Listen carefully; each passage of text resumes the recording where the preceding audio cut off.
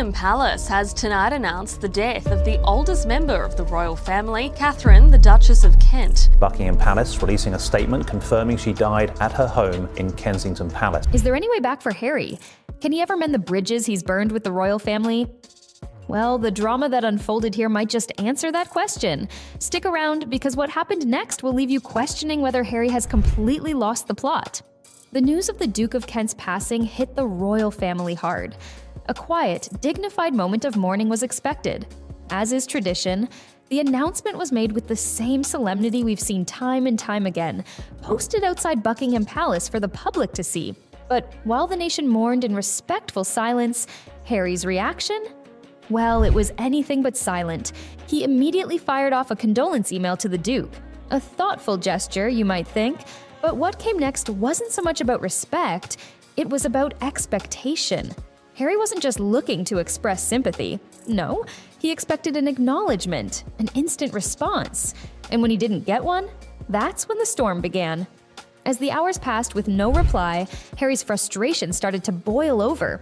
Imagine this, a man used to being in the spotlight, now desperate for a simple acknowledgement.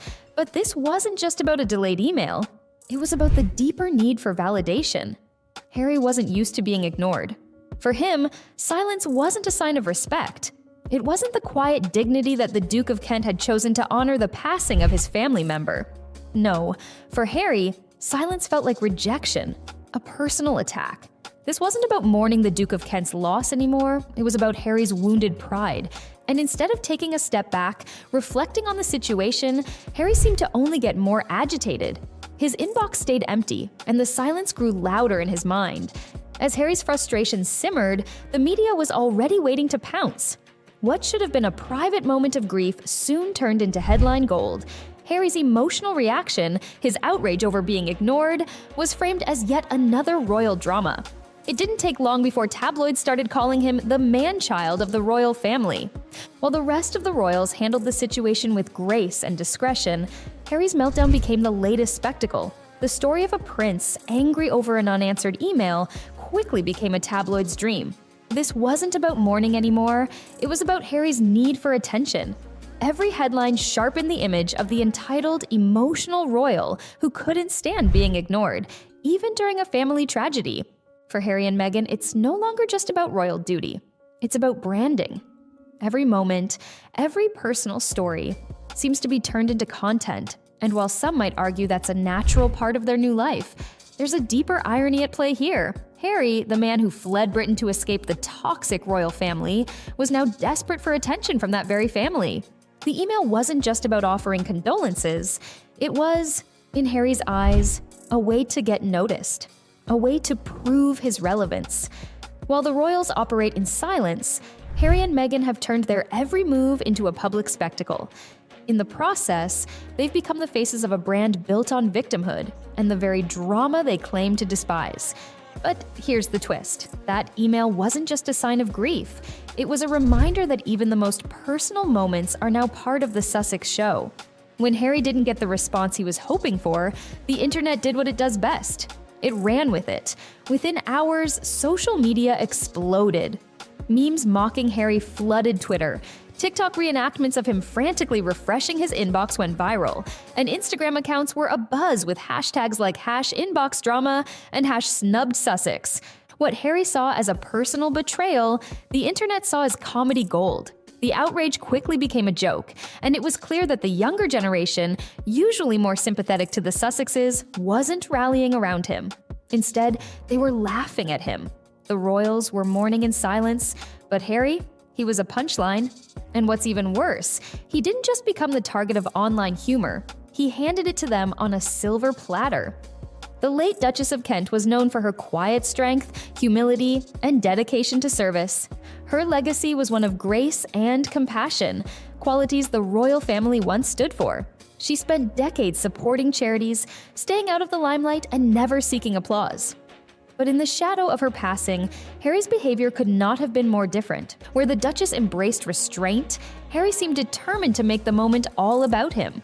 While the Duke of Kent honored his late relative with quiet dignity, Harry transformed this family tragedy into yet another royal spectacle. It wasn't just about honoring the Duchess's memory. No, for Harry, it became another stage for his personal drama. This wasn't just a contrast between Harry and the Duke, it was a clash of legacies. The Duchess's legacy was built on humility, while Harry's, well, it risks being defined by ego and entitlement. Harry's response to the Duke of Kent's silence wasn't just about an unanswered email, it was another brick in the wall that separates him from the royal family. Over the years, Harry's public outbursts and grievances have made it clear. He's no longer a part of the royal fold, and with each new controversy, the divide only grows wider. What started as a private family matter, mourning the Duchess's passing, became yet another reminder of the rift that Harry himself has deepened. His frustration over being ignored wasn't a one-time thing. It was another chapter in the ongoing saga of Harry versus the institution he walked away from. The royals continue to operate with restraint, honoring tradition and privacy. Harry, on the other hand, continues to turn everything into public drama. And as the media and social media have made clear, this drama isn't going away anytime soon. What we're witnessing is more than just another royal drama. It's a profound clash of values.